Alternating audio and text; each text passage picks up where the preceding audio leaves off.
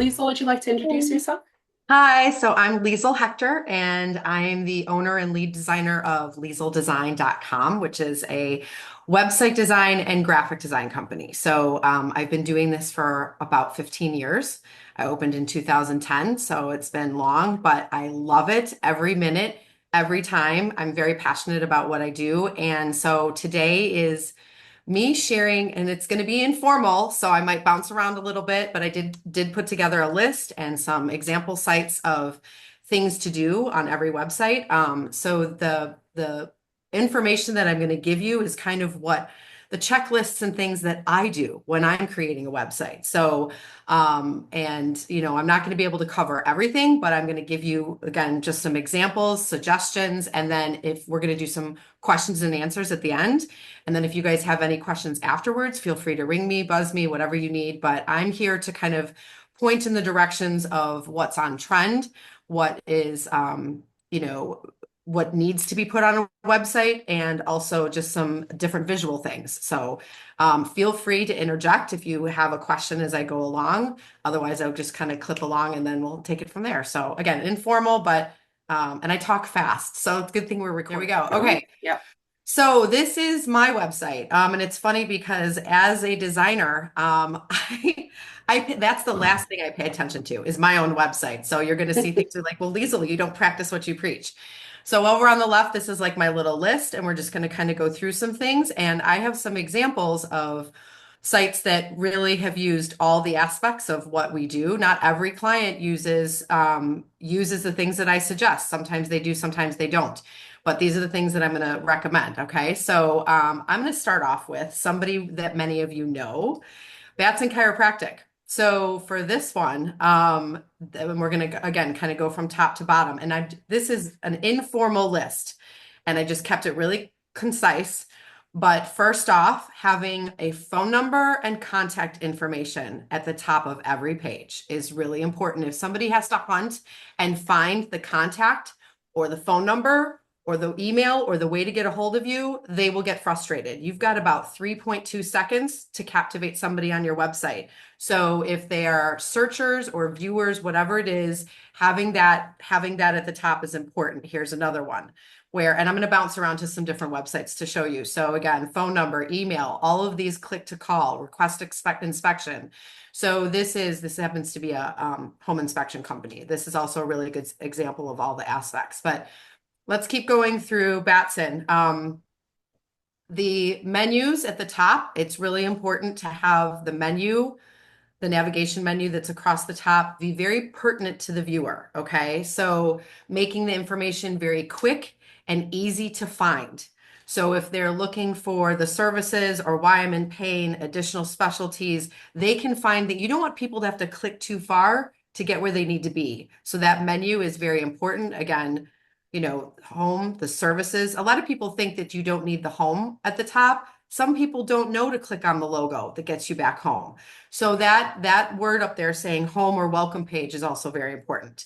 And again, services and so forth, getting these menu items to be quickly and concisely where people need to be, very important.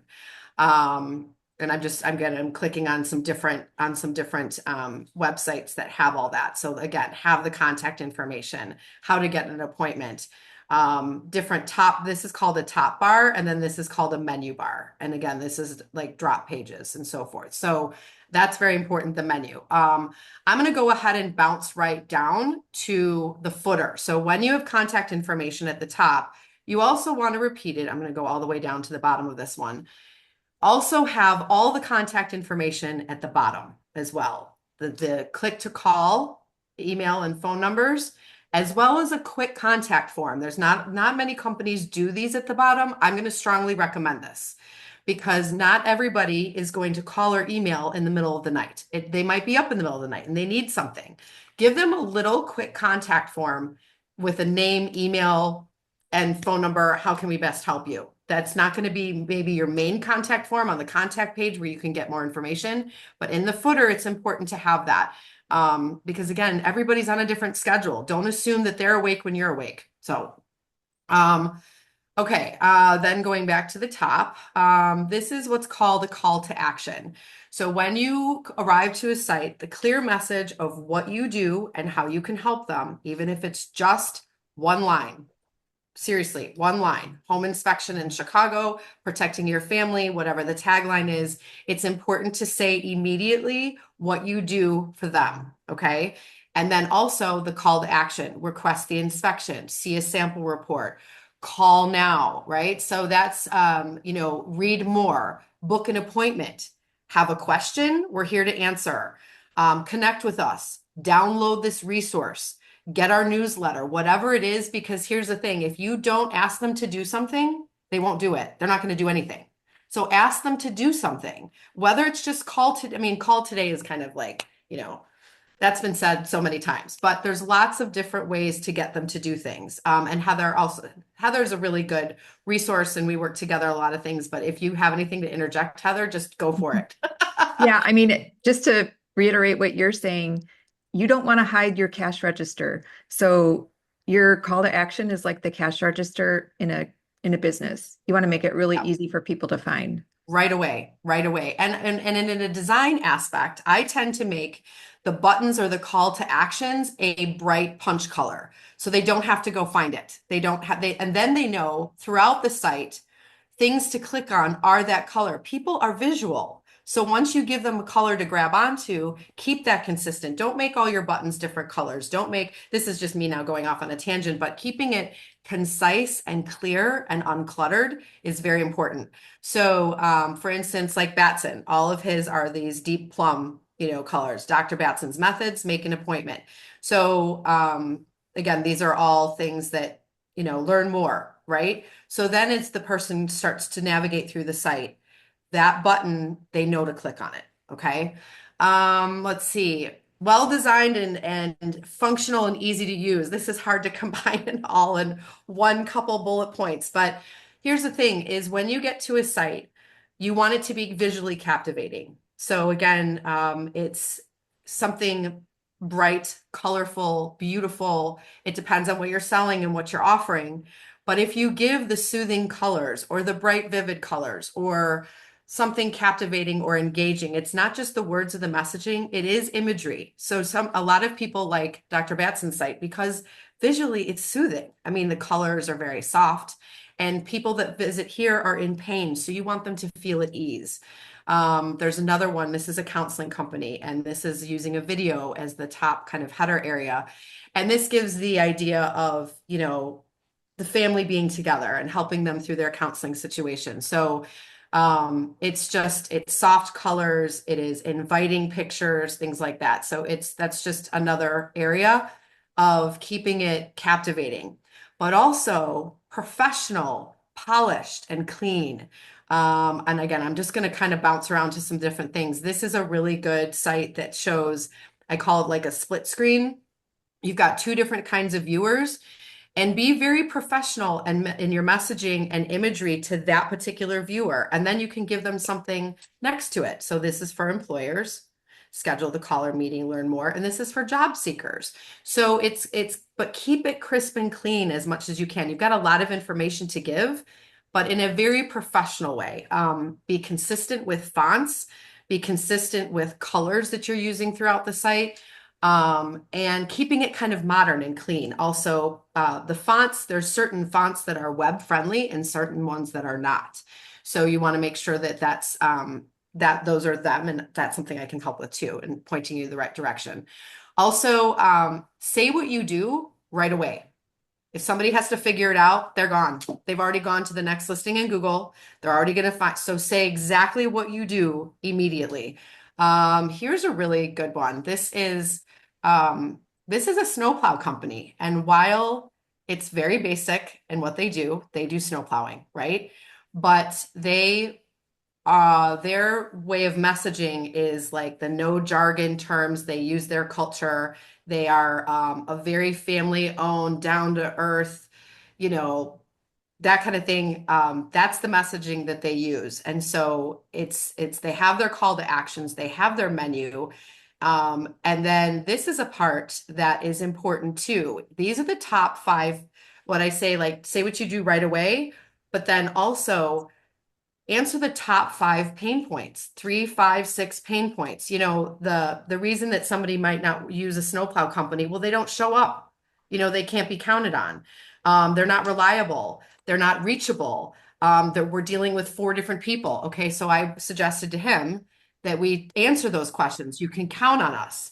You have unparalleled reliability.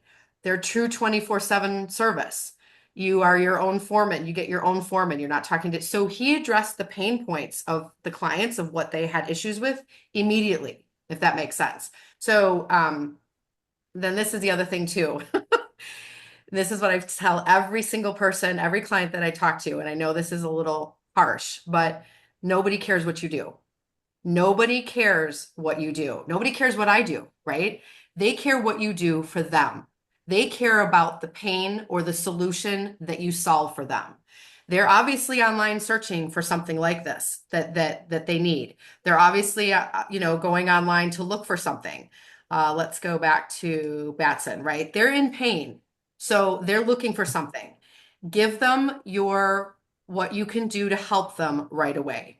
Okay, so that's and this is going back to Marone. So what makes them different? They are family owned, they're renowned, they're precise, and they're fast. So this is again, address the things that mean something to the viewer. Because honestly, if you need a home inspection, I don't care how the home inspection is done. It doesn't matter. Just get here, do it fast, do it quality, and do it right. You know, so that's what they care about, right? So again, don't tell them too much information about you yet. Talk to them because that's what they care about, the solution that you're doing for them. Also, showcasing your products or services or your purpose immediately. I'm going to go past this Google feed for a second, but tell them what you do and the services that you provide right away. Don't make them find it. Put it right on the homepage. They can always click to learn more about it, but tell them visually what you do.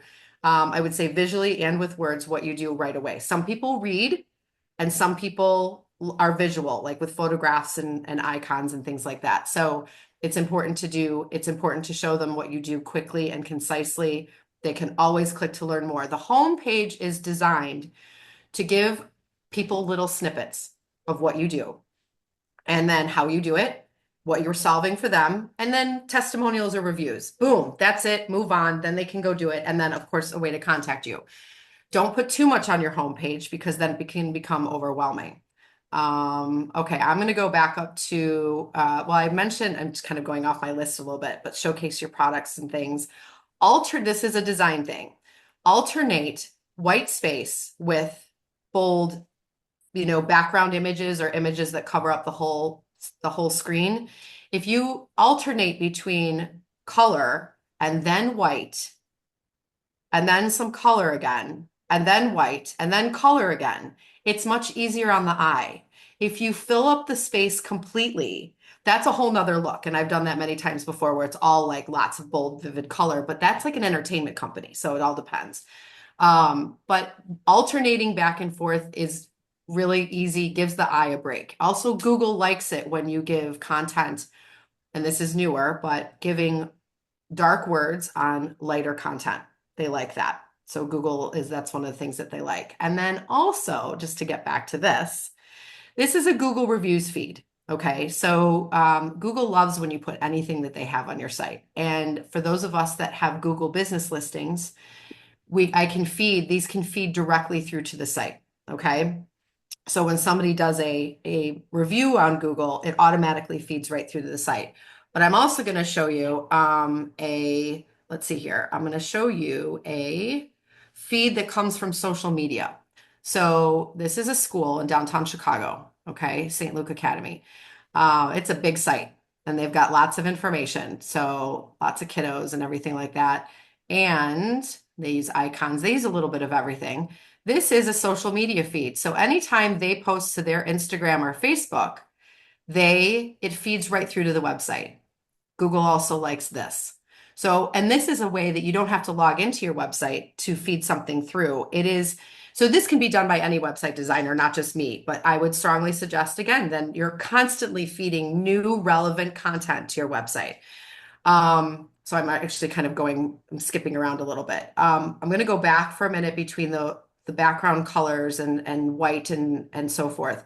It's also really important, and a lot of people don't think about this. Use high quality images, not blurry ones. If you have a blurry image, just don't use it. Pick something else. It's best to use real imagery, such as you and doing what your business is doing, things like that. But stock images are fine too.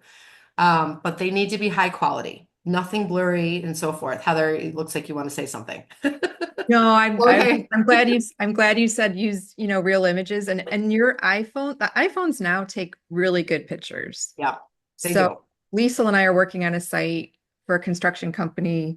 Um, I went out and just took pictures of his work, and I think they turned out okay, Lisl, right? I mean, Yes, they were perfect. So iPhones, and take them horizontally like this. I know you're going to want to take them, up and down like this. Everybody does that. But when you're taking images for a website, take them landscape or horizontal on your phone. I can always crop and manipulate those, and most designers can. But take them horizontally, and you just, you can use those. They work beautifully. I mean, especially I might have a really old iPhone and it works just fine. So and then also graphics. So we didn't really talk much about graphics, but using icons, because again, some people read, some people gravitate to photographs, and other people gravitate towards icons. So something like this, right? Um, and again, trying to use real images versus stock. Okay, so now we're going to go back to, let's see, here's one, this one. So fresh quality content and using the language that your clients will or potential clients understand. Gone are the days, especially after COVID, gone are the days of using corporate jargon. Don't use it. Nobody cares.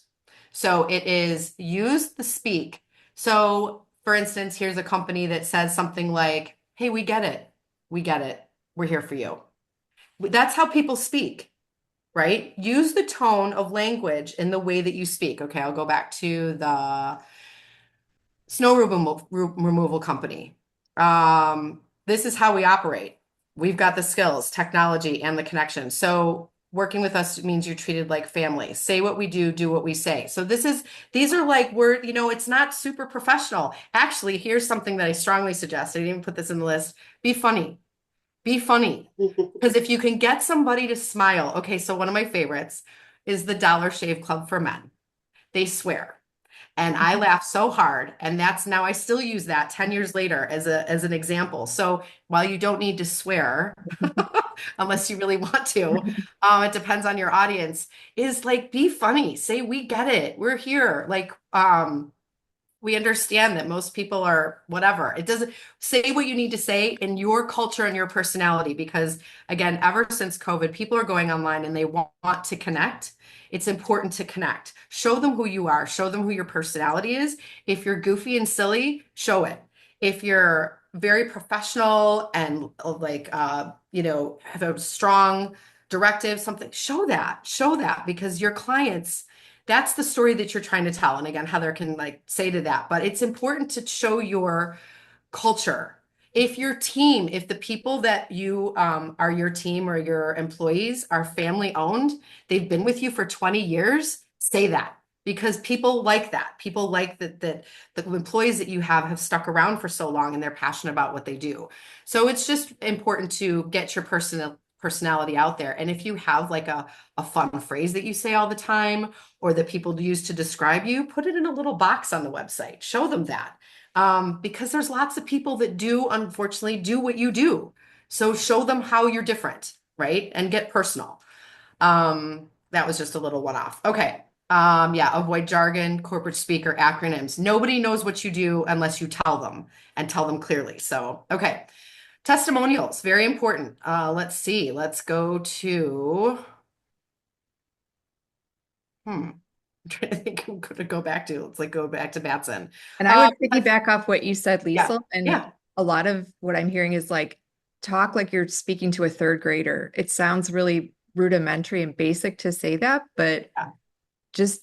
and I don't like the phrase dumb it down, but I think making it very basic is the best way to go. Yeah. I love the talk like you're talking to a third grader. I think that's a good way to say it. Yes, I like it. Or if you've had a glass and a half of wine, how would you speak? Right? That's a good one. I mean, but that's just me. Lisa, Yeah. another way that I heard that is speak to the newest person in the room. So you shouldn't use your acronyms that people don't understand. Speak so that you're always spelling it out to the newest person. It's Love okay that. if people hear it over and over, Yeah. but the new people, I get lost when people use their acronyms and I'm like, I have no idea what that means. Yes, yes, exactly. So it's in like, but like if I was speaking to another website designer, we could do that all day, right?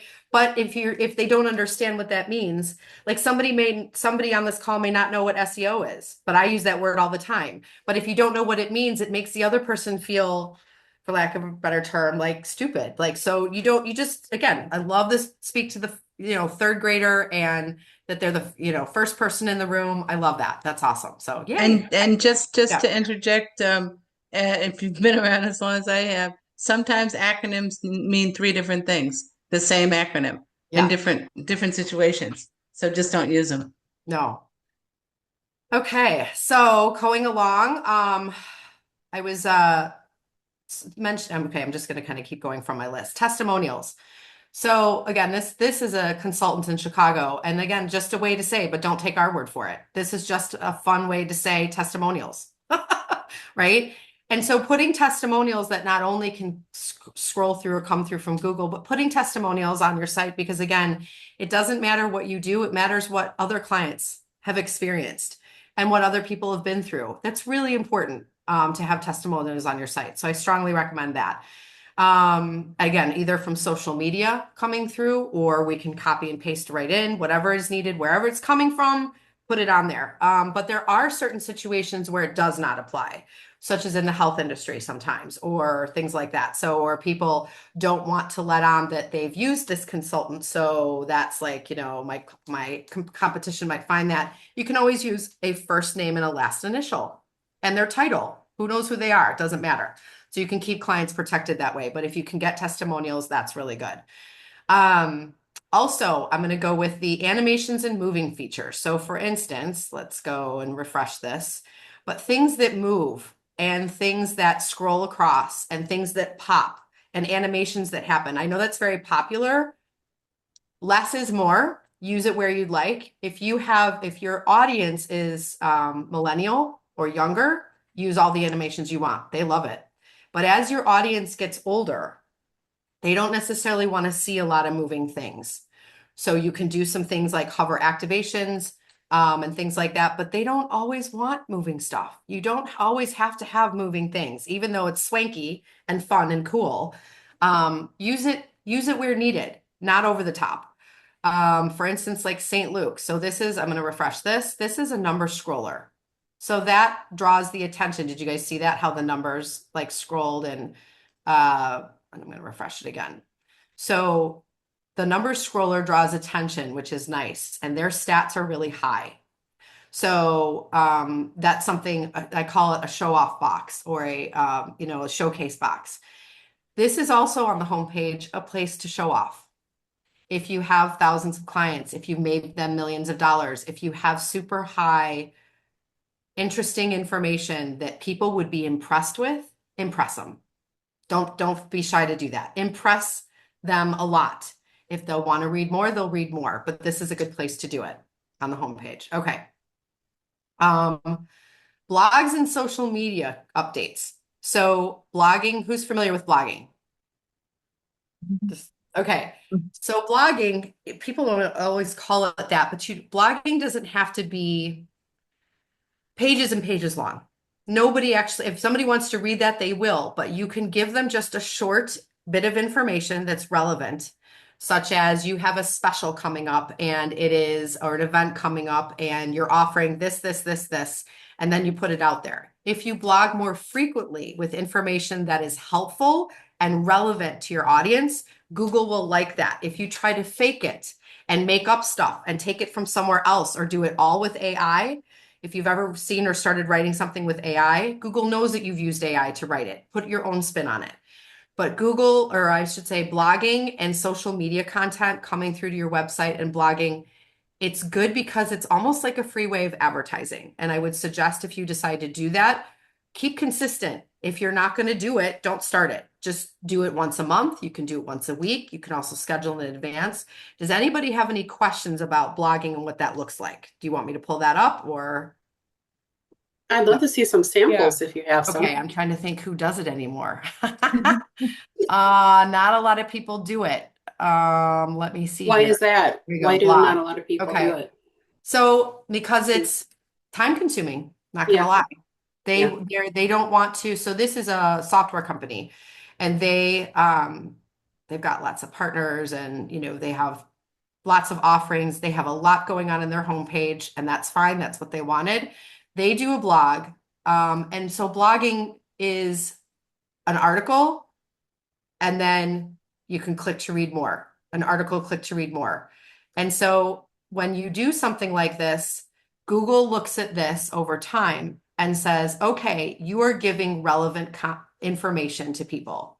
We're going to start to put you above your competition and get you higher and higher. So when people search online and they say software company developed, whatever, you want to be, or you want your company to be on that first page, right? And blogging is one of the ways. There's many ways to try to accomplish that, of course, by paying for it with Google. But to do it the most cost effectively that I've seen lately is to blog or add consistent information to your website. Heather, again, chime in if you want to, but Yeah. it's So the you're, cheap. so Yeah. you got the Google search that Mhm. you're doing, and then you also have AI, Chat GPT, Yep. that is looking for that too. So the more that you can have on your site and speak about what you do, that's going to get found. Yep. And people are looking for quick answers. That's why Chat GPT is sort of my Google is struggling against AI because people don't want to click through like a Google list. They just want the answer right away. So if your Yep. site can give them that, it definitely helps you get found. Yes. And again, being relevant. Don't fake it. I know that's a really, really hard to say, but like, don't just copy and paste and do that and just give it your own spin. Be short, clear, and concise. Really. And then it doesn't happen overnight either. Like, keep doing it every week, every Sunday night, or every Monday morning, or whenever. And then eventually it'll be found. It's not a guarantee, but I'll tell you this much. If you do it more than your neighbor, than your competition, you've just gone up. So it's always kind of keeping up with the Joneses. If you can do something a little bit better, you'll keep getting higher on the rankings and the results. So, And if you're yeah. thinking about content for a blog, you can brainstorm. What are the top questions people are asking about your business or service? And just, brainstorm a list and then start answering those questions in your blog. Yes, exactly. There's So, also, Lisa, oh, go ahead. Lisa, we do blogs as well on the Cars website. And so we get people who I think that our older adults or their children looking for rides for them need to know about. So things Yes. like how to apply for Medicare or Medicare supplements, Yep. Anything like that. So we'll have like College Hunks is just writing one now on cleaning out your home for spring cleaning and moving and then they get to put a little bit about what they do. So we kind of do educational pieces Okay. that way. Yeah, that's perfect. Yeah. If it's educational and it's relevant to what your viewers would find helpful, it's perfect. That's exactly what you need. So, Hey, Lisa, can I ask a oh, question? yeah. So a lot of times my audience, they're on LinkedIn. So I post things on LinkedIn that are like educational, quick tips Yep. for leaders and things like that. Does that have the same impact as blogs, or should I consider like doing the LinkedIn post and then beefing it up and making it a blog? Both. I would say both. I don't know. Because LinkedIn's separate, you could feed it through, but yeah, I would take that content that you made on LinkedIn and put it on Yeah. your site. And then when search results, it'll happen with your LinkedIn as well as your website. Otherwise, your LinkedIn's going to constantly be the first thing that people will see, right? So that might so like somebody who posts a lot on Facebook or Instagram, that will come up first before their own website. So I would say, but do it on your LinkedIn, copy and paste it and put it right into your website. Yep. Okay, Start a got it. blog page. And, once you get it down, blogging is not, too time consuming. It's just tough to kind of get started. But if you're doing posts here and there, Heather, you're going to say something. I know I keep seeing your face.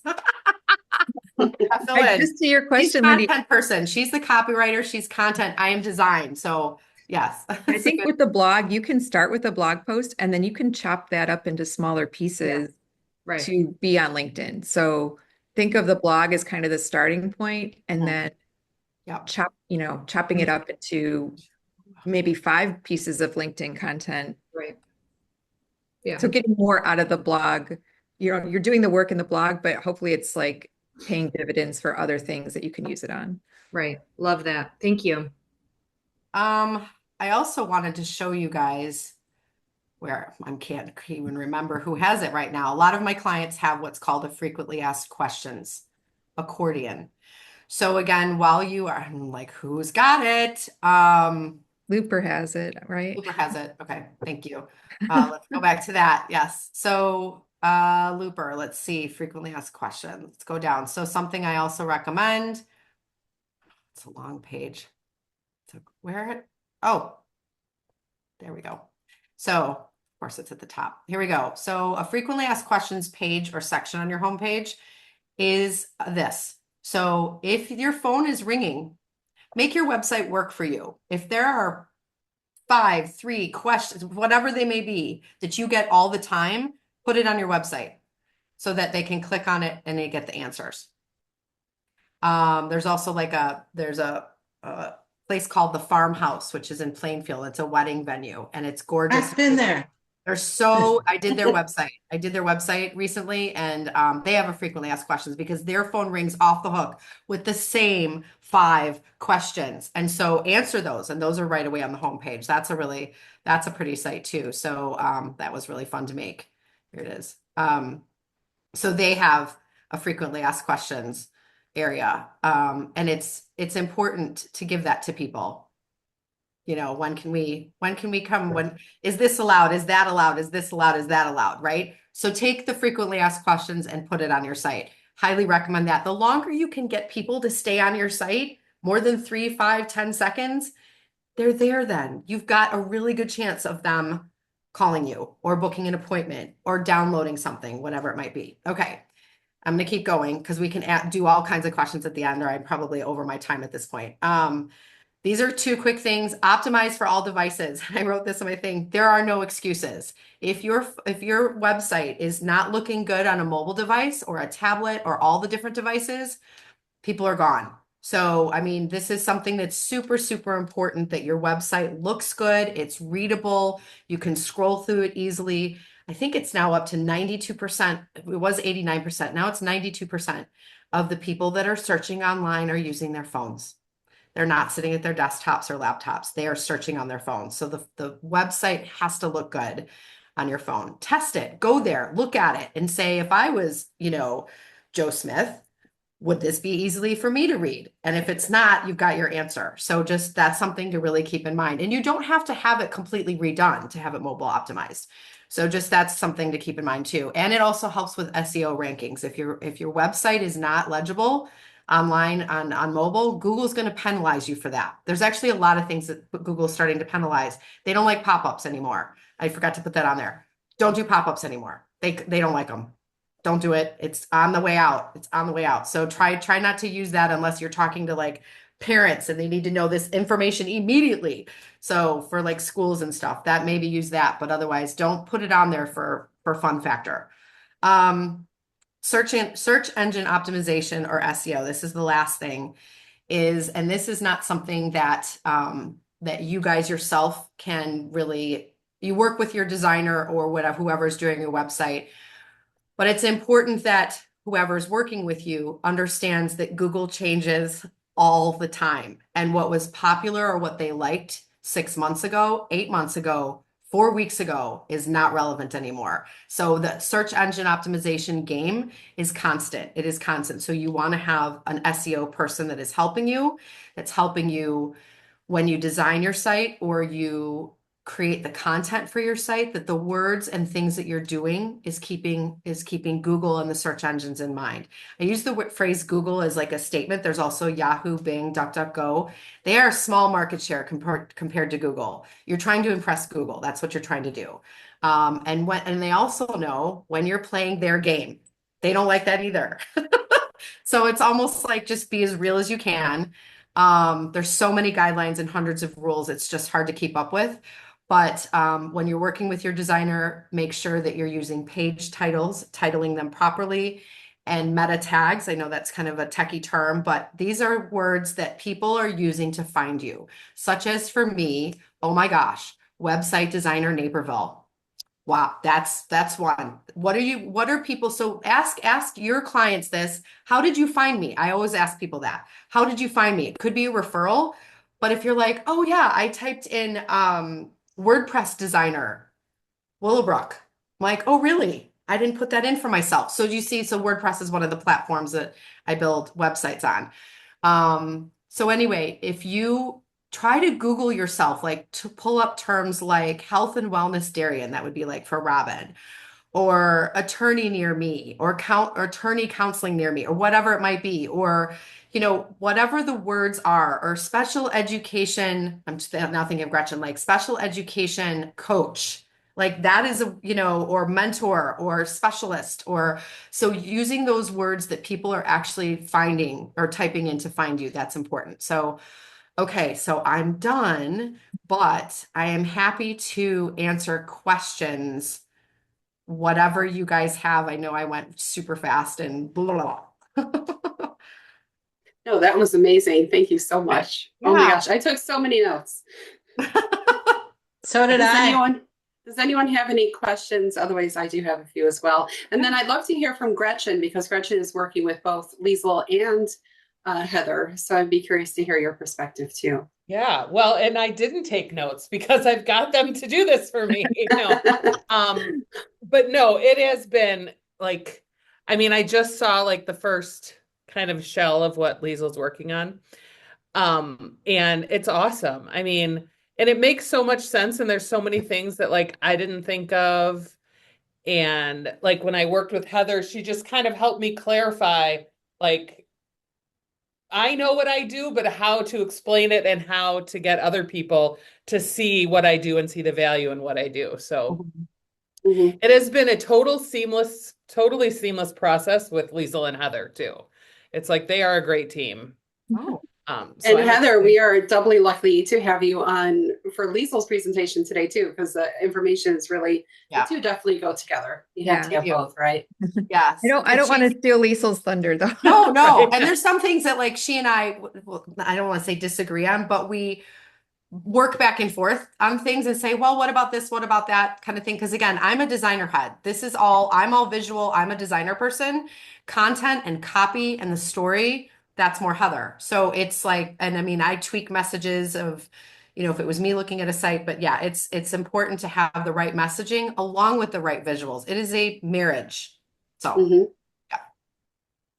Yeah, I'm super excited to launch my website. So yay. I was almost like, I want to pull it up, but like, no, not yet. It's not done yet. It's not done yet. It's not done yet. So I have a few follow-up questions, Liesl. Yeah, of course. You mentioned WordPress. What other platforms do you use? All and of them. Which do you But, like? Yeah. Okay. Okay. So, and there are pros and cons. That's a really good question, actually. So, I'll explain it this way. Okay. So I mainly work in WordPress and Weebly. Okay. So WordPress, the builder, is like the Lowe's or the Home Depot. It's the big box. It's the one that everybody knows that most people use. But when it's done, it is not as user friendly for you. Okay. So while it's easy for me to use, clients find it a little intimidating. There's a little bit of a learning curve of going in, but the platforms inside WordPress, I use what's called Elementor. So what that does is it sets up the site to be able to be more easily usable for you. You want to change your hours or add a picture or do a blog or whatever. Once you get the learning curve, it's just a little bit more complex. We'll put it that way. So that's WordPress. That is the big name that's out there. Then I also use and have for 15 years Weebly, which now Square owns Weebly. Okay. This is a drag and drop interface really easy to use, like almost working in like a Word doc. It's so simple and easy to use, and what you see is what's happening, and it's nice and just user friendly and intuitive for you guys, the clients. So a lot of people like that, especially if they're going to make lots of updates and changes and things like that.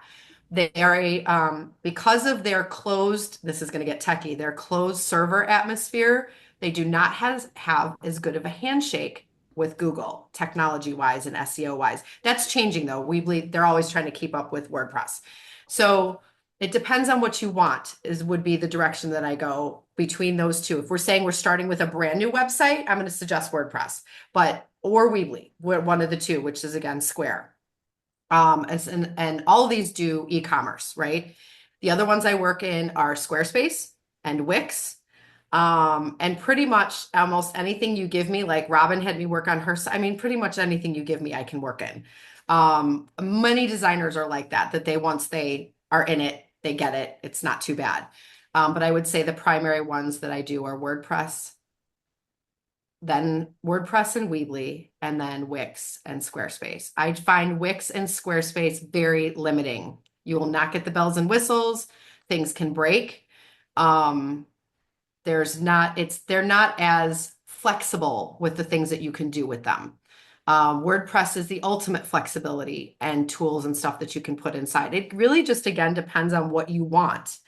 And then I would suggest whatever you're working in. And also, if your website is done in one of the builders, it's okay to not reinvent the wheel and start over. You can go in and clean things up and tidy things up and make it look much better the way that it is. I will also suggest that to clients. While I'd like to start over from scratch, you don't have to. Tidy up what you've got, make it look better, make it function better.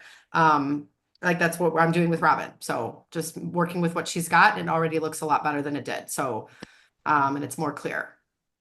Beautiful. I got a quick question. Does anyone know of anyone who is looking for part-time help, office help for web, social media, and all that other stuff for like an admin position? Just You, wanted to throw that out there. you mean someone that is actually that we need to do that, or the other way around? No, that I need. I need that for my business. Got it. Yeah, I I lost an assistant misunderstood. last year, and it's just been very hard to find one who is in tune with knows how to do everything that we're discussing here on social media and everything for my business. So I'm currently been actively looking for someone who can help. If Well, anyone knows that, in anyone. my experience, that is a unicorn you're trying to find, and I've been looking for years myself. So I if you do know find it's. someone, let me know. If anyone has I anyone, you can agree put it with in the you. chat. Yeah, Yeah. please. If anyone Hard to knows of find. anyone, it would be it would be great Yeah. because it is so hard to find. And I would Yeah. imagine it has to be out there because all these graduates from college or anyone who knows of anyone, their kids, even high Yes. schoolers, they know how to do all this. They're Yes, great that's at what I it. was gonna say. Look, I mean, just in the area, look for like somebody who wants a part-time internship coming out of COD. Like Okay. young people that are looking for part-time work while they're still going to school. It's kind of like a mini internship or something like that. Doing admin, they will take your stuff and blow it up. I mean, that's the way I would say to find somebody that professionally does that. It'll be very expensive, and yeah, I would say search like the COD board of people that want to do part-time admin and social media, blogging, whatever it is, a little bit of Sure. marketing. Yeah. Okay. All right. Sounds great. But anyone And keep your ears open. Yeah. and I'd be happy to connect with you further too. I actually just placed someone at one of another person in the chamber. So I'm happy to help do like recruitment strategies, all that stuff. I'm happy to have coffee with you or Oh, connect perfect. further. Yeah. Oh, that would be Yeah. fantastic. Yeah, Thank yeah. you. Yes. Perfect. Yes. Please. Yeah. Give me a Wonderful. call and I would love to connect. Yes. Definitely. Perfect. That's what this is all about with the chamber. Yeah. Let's connect and get things, help each Yeah. other Yeah. out. Is there Lisl, Yeah. one follow-up question I have is how often should someone review the site or have you review the site? Like, as you said, 6 months, Google's changing. So I know it's a constant thing, but Yeah. You can do a site analysis anytime. I have an SEO partner that can run analysis on, he's my colleague and a total SEO guru. He is friends with #2 guy at Google's analytics department. So he knows when stuff is coming and he can do analysis. So to answer your question, I'd say every few months, probably. But an overall, like if you wanted to do a redesign or an update and just kind of overhaul the whole look and vibe to keep it up to every few years, maybe every 5 years. But see, I've done sites every couple years and redone it. But I've also somebody that's out there that I did a site almost 7 years ago. People are still commenting on how cool it is. So it just really depends on your audience, what type of company you are, that kind of thing. So I would, here's the thing, if you're going, this is a good thing to do. Go to your competition's website. If they look better than yours, then update yours. That's I a do good, that I mean, often. go see what your competition is doing. So, or Google yourself, not yourself, like not your name, but Google the type of company, see who comes up first, second, third, fourth, not the sponsored ones, not the sponsored one, but organically, go see what they're doing. Go see what your competition is doing. If you're like, ooh, that's so much prettier than mine, and they say it better, and they're doing this. And I can also take those and peek under the hood and see what their SEO practices are. So why they're coming up next.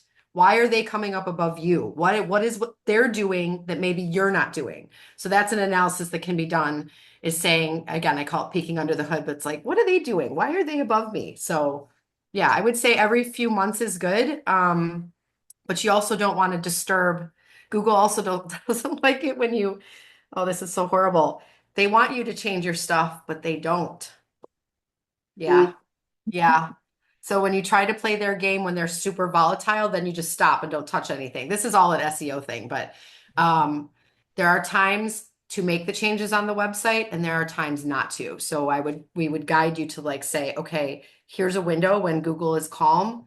Now let's do a bunch of blogs, right? Now you can my put the goodness. stuff on the website or update things. There's sometimes that you don't want to do that. So based on the volatility of Google. So And if your website, I mean, if you're getting people to come to your website, if you're getting leads that way, like that's great. If it's not working for you, if you're not getting leads or people are there and they're not, then think about tweaking it. It's Yeah. kind of an organic thing that always needs to be looked at and make sure it's working for you. If it's not, then that's kind of a red flag that something needs to be done. And also, here's one thing too, to kind of go off of what Heather just said, is that if your phone was ringing a few months ago and now it's really quiet, it's not necessarily your fault. Google in the past 14 months has gone bonkers. So there's companies that are now out of business, like selling kayaks internationally because they were getting $100,000 orders over the course of months and now they get no phone calls at all. And it's not their fault. Google just Google, it makes everybody angry. So don't think of it as like your fault, but know that it'll come back around eventually. So just keep doing what you're doing. And yeah, it's it's such a painful. I have two quick questions. Yeah, First, sorry I was late, but I was trying the old link and then I saw the email with the updated link. So the first question is there any way, I know that this is recorded, to get the beginning of the meeting? Oh yeah, we will post it on the Facebook page or the Facebook group for the chamber. It will be posted Perfect. there. So then And I will email everyone who signed up today. I'll send you the link as well. Oh, perfect. Thank you. Yeah. And then how quickly, if you start up a new website, does the Google stuff, if you kind of follow all the trends, how fast can you like catch up with your, I don't want to say competitors, but people in the Yeah. same, business with you? Is it all about the keywords, everything you've been talking about? It's Does it all take about a everything. while if you're Yes. brand new? If you're brand new and have never had the site up, we need to wave to Google many times. So and say, hey, we're here. It's called submitting a sitemap. But to answer your question, that is a loaded question because it used to take a few weeks, maybe a month. It can take 6 months.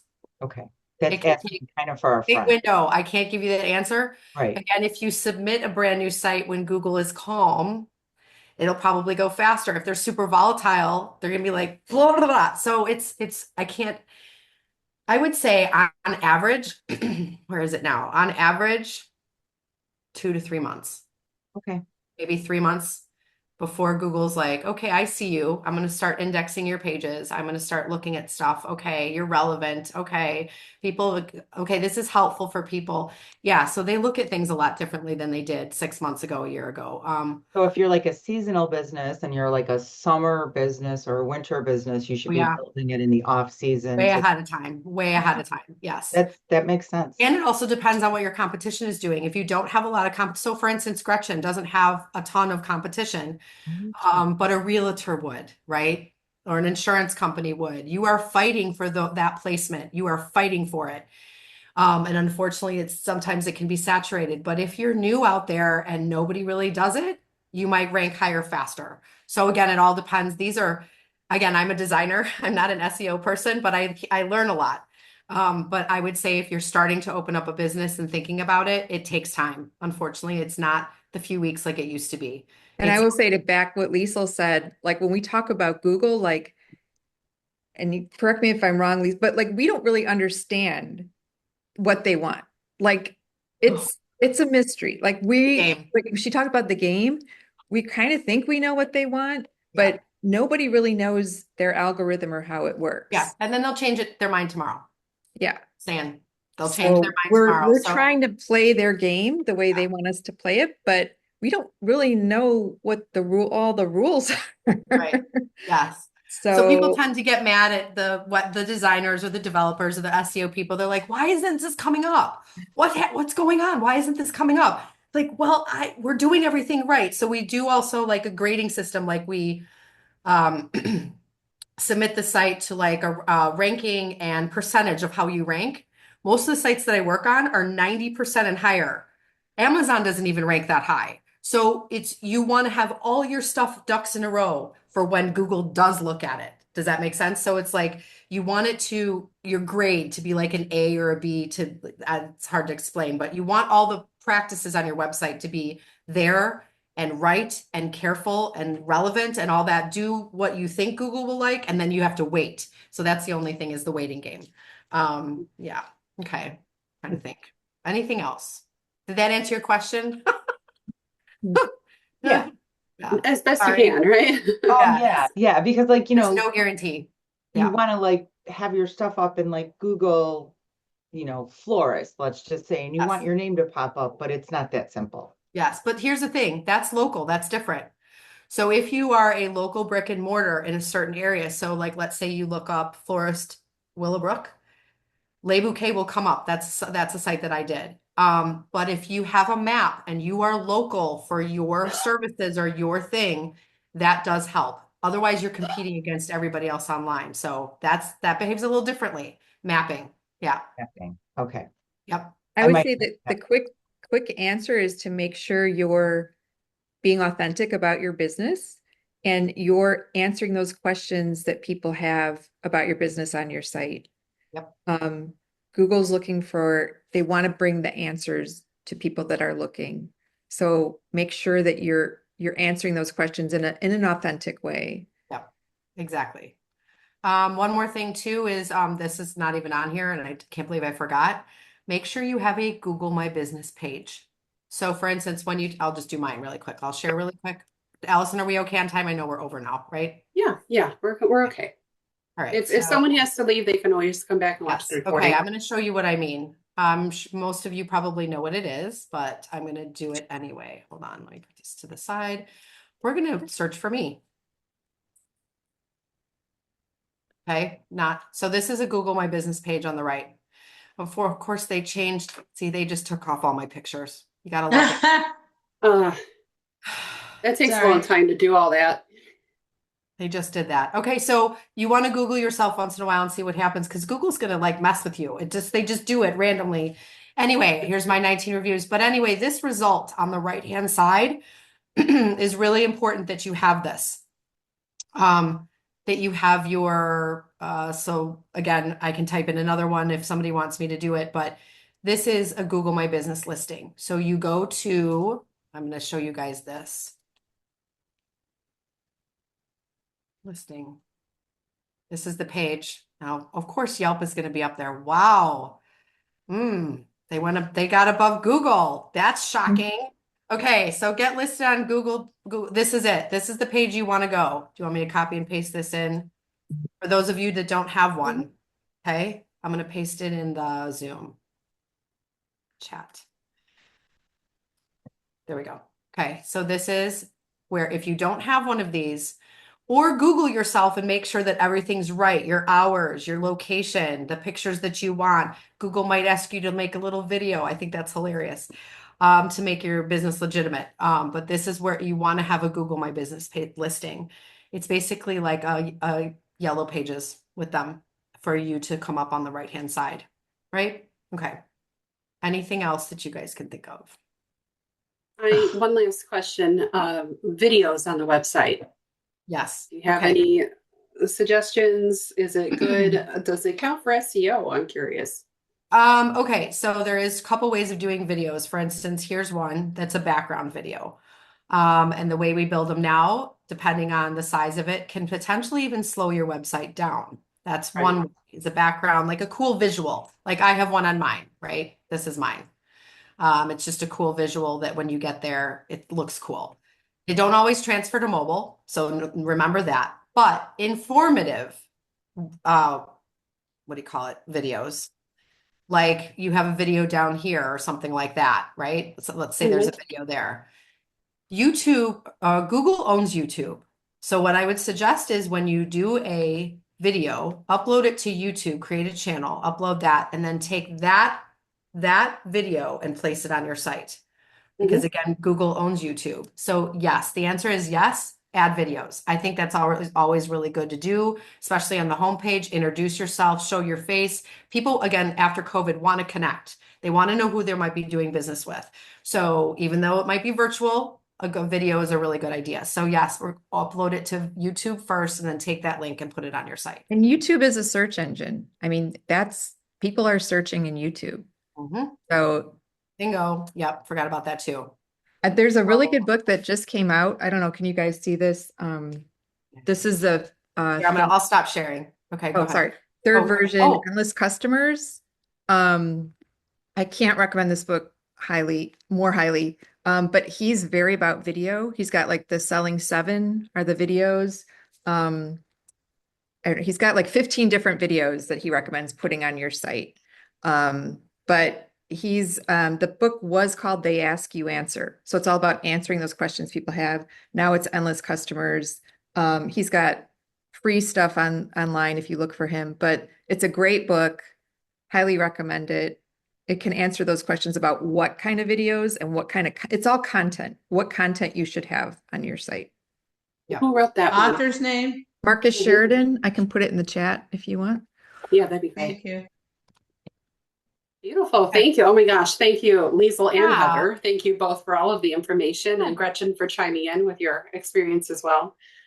Obviously, if you have any need for copywriting, content, branding, and of course, beautiful website design, please contact these beautiful ladies. Do you both, do either of you, since Heather, you were chiming in too, do either of you offer like free consults, or what's the process for someone to speak to you? Okay. Absolutely. So I do usually it's about an hour, 30 minutes to an hour as far as taking a look at your site. We do a share screen to start, or I can meet in person. It's just, we talk about what you like, what you don't like. Oh, that's all free. Yeah, absolutely. Yeah. And you can book a Calendly with me and do like a discovery call where we just talk about if it's a good fit. The other thing I've done, I think for a couple of people on the call, is I'll do a little 5-minute video review of your site. So if you just want to send me a link to your site, I send a little Loom video. You can watch it at your leisure and kind of get some tips on content and things I would recommend. Yeah. Both are free. Yeah. And then Heather actually also does I know we're like, it's funny, we should have just done this presentation together. I'm sorry. I feel like I'm I love it. I mean, Heather and I talk almost every day. So Yeah. 'cause we have many clients together. So she comes up with this wireframe based on content and things like that. And then I work with that with the design. Again, I can't stress enough that I am the visual, the designer, that kind of thing. I do know a little bit of like content and messaging and tweaking and what works and what doesn't, but she's the storyteller. She has the story brand, the way her process is fantastic. And then I work together to kind of create things. But again, whatever you guys take away from this, You don't have to work with me. You don't have to work, take what you've done and just put it into your website. Add those things. It's really important. I'll send this list to you guys. I mean, it's a silly little list, or we watch the video. But I'm here to answer any questions. You can call, and I don't have to do your website. I am happy to just give tips. Do it yourself. I mean, if you already have it done and have a designer, there's no reason to work with me or anything. It's just, I want to help you guys. So It's so generous. Thank you, ladies, for My both of you. yeah, that's it. All right, perfect. Awesome. Thank you. You had so much. You're so funny. You're like, oh, I don't know if I can talk. Here we are. You did like a full hour, and there's so many good questions. Well, I had forgotten some stuff, and I'm like, oh, yeah. There's so much. Obviously, there's so much that goes into this. That is just the beginning, and I'm sure if someone worked with you, you dig in even deeper into a lot more things. Oh, yeah. So it's wonderful. Oh, yeah. Thank you so Gretchen much. knows.